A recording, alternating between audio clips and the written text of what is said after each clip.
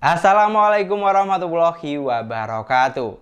Ini adalah Poco M5, produk terbaru dari Poco yang saya beli pada saat flash sale perdananya di Shopee dengan harga 2,3 juta. Mungkin banyak di antara kalian yang sudah tahu tentang Poco M5 ini. Tapi nggak apa-apa, di video kali ini kita akan tetap unboxing lengkap dan cari tahu kira-kira poin menarik apa saja yang ditawarkan. Dan nggak usah pakai lama, langsung saja kita mulai videonya. Dari tampilan depan boxnya, di sini terlihat polosan saja dan hanya ada teks bertuliskan Poco M5 serta label Poco kami buatan Indonesia. Lalu kalau kita lihat ke bagian belakang, di sini ada beberapa selling point yang ditawarkan. Chipset MediaTek Helio G99, kamera 50 megapiksel, layar Full HD Plus 90 Hz dan baterai 5000 mAh, fast charging 18 watt. Oke, nggak usah pakai lama, langsung saja kita unboxing. Dari dalam box, di sini terdapat unit utama dari Poco M5. Ada juga softcase binding original Poco, buku panduan singkat, kartu garansi, stiker dari Poco plus SIM tray ejector. Dan tidak lupa ada adapter charger dengan kecepatan output 18 watt, serta kabel charger yang sudah menggunakan port USB-C tentunya.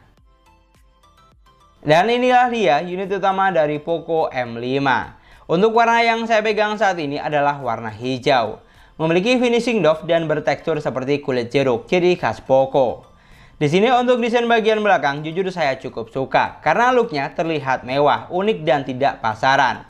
Terutama di bagian frame hitam yang bertuliskan logo Poco.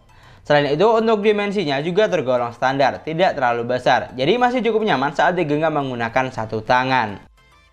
Lalu untuk bagian bawah di sini ada port charger Type-C, lubang mikrofon dan grill speaker utama. Geser ke bagian sebelah kanan ada tombol volume dan sensor sidik jari yang merangkap jadi satu dengan tombol power. Lalu di bagian sebelah kiri di sini hanya ada slot SIM tray yang mampu menampung 3 slot sekaligus.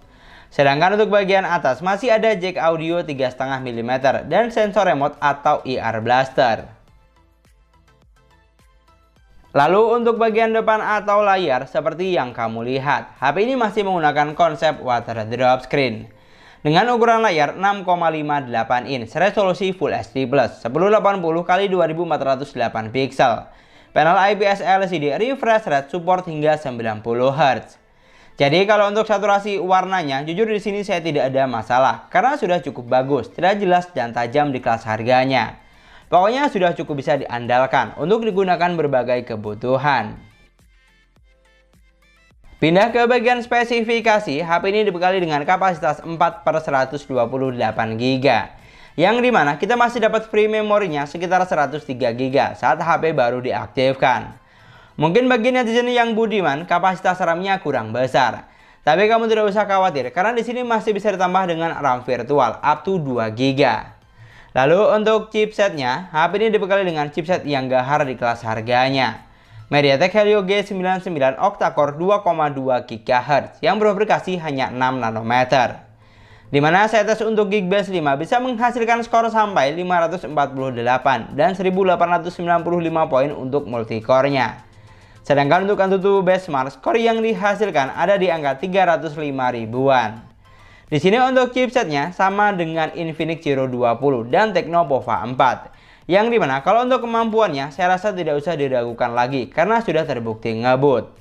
Lalu kalau untuk urusan persensoran, HP ini sudah dibekali dengan sensor yang lengkap. Buat kamu yang butuh sensor NFC juga sudah ada. Dan untuk sensor giroskopnya sudah menggunakan hardware gyro jika kita berpatokan dengan aplikasi sensor box. Sedangkan untuk performanya, di sini saya coba buat main Mobile Legends. Dan setting grafik yang dihasilkan bisa sampai high dengan frame rate juga high. Di sini untuk kesan pertama, HP ini sudah mampu menjalankan game dengan baik dan lancar. Hampir tidak ada kendala yang berarti. Frame drop atau delay juga jarang saya temui. Pokoknya mampu dilibas abis. Yang penting kuncinya, jaringan juga harus bagus dan stabil. Lalu kalau digunakan buat main PUBG Mobile, HP ini juga mampu menjalankan game dengan baik dan cukup lancar.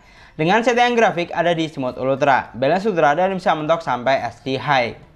Di sini selain setting grafiknya tinggi, untuk gameplaynya juga sudah terbilang lancar. Tapi yang harus jadi catatan, untuk sensor giroskopnya terasa kurang responsif dan jangkauannya kurang luas menurut saya. Berbeda dengan Infinix Hero 20 dan Tecnopova 4 yang berasa lebih satset.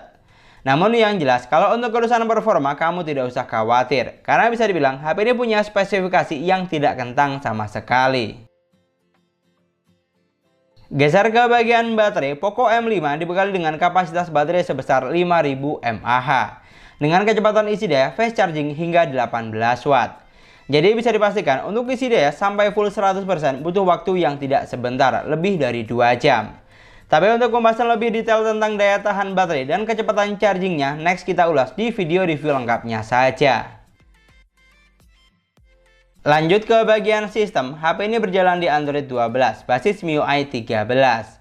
Di sini untuk tampilan UI-nya seperti biasa, masih 11-12 dengan Redmi. Mungkin yang sedikit bikin beda hanya bentuk ikonnya saja. Kalau untuk selebihnya bisa dibilang masih sama persis. Namun yang jelas di sini yang saya suka, pilihan tampilan seperti tema dan wallpaper ada banyak, tinggal disesuaikan saja dengan selera.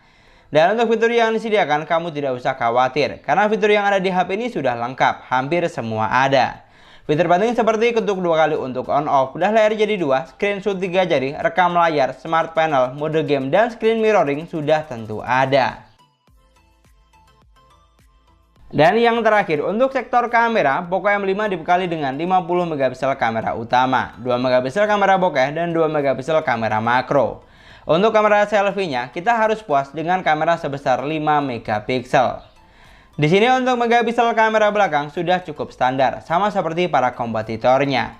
Tapi kalau untuk kamera selfie-nya, menurut saya sih sedikit kurang besar, mengingat harganya di atas 2 juta.